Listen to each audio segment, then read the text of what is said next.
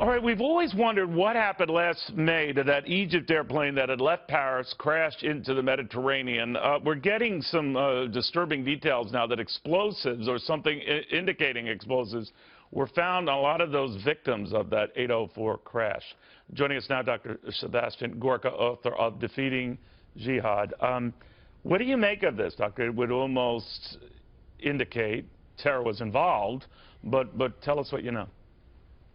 Well, what we know is we already had the evidence that there was some kind of fire on board. We have recordings of the pilots combating some kind of fire. Also reports that the telemetry or the internal sensors detected some kind of conflagration in one of the restrooms.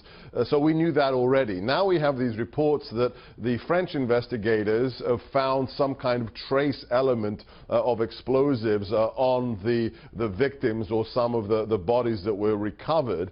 So this opens up a whole new avenue of investigation. The Egyptians said that if such evidence is found, then it becomes a criminal investigation and not just a crash investigation. There have been complaints about the transparency or openness of the Egyptian authorities, but it would seem that this is more and more likely a man-made terrorist attack.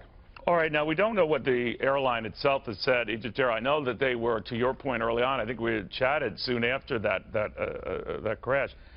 They weren't exactly volunteering a lot of information, but obviously something like this opens up more disturbing possibilities that bad guys still, A, have a thing for planes, and B, targeting countries in a region of the world we know is still pretty risky. Yeah, I mean, if you look at the circumstantial evidence, Neil, it really looks more and more as if this would be some kind of jihadi plot.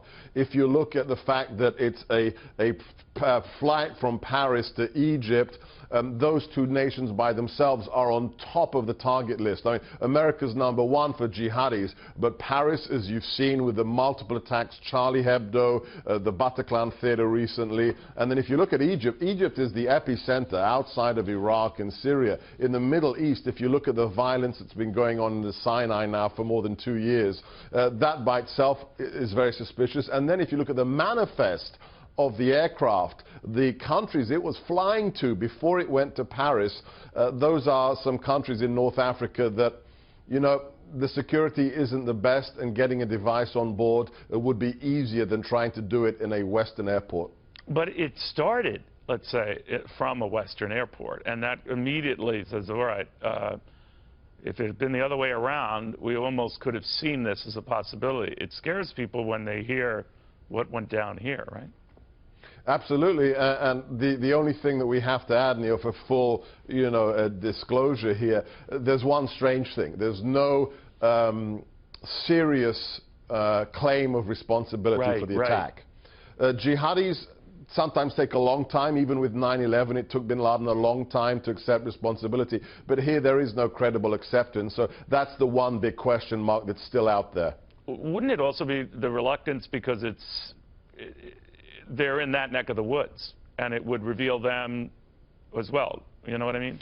It could do. It depends on who they are. It depends who they are. If they're in Syria and they used somebody in Eritrea or elsewhere where this plane flew through, then it would be less vulnerable. But if it's people in Egypt, like Beit el-Maqdisi, which is the ISIS offshoot in Egypt, that would be trouble for them in terms of a ramped-up operations against them by the Egyptians. All right, Sebastian Gorka, thank you very much. The definitive book on this and understanding what we're dealing with here, Defeating Jihad. Doctor, good seeing you again. Thank you. Thanks, Neil.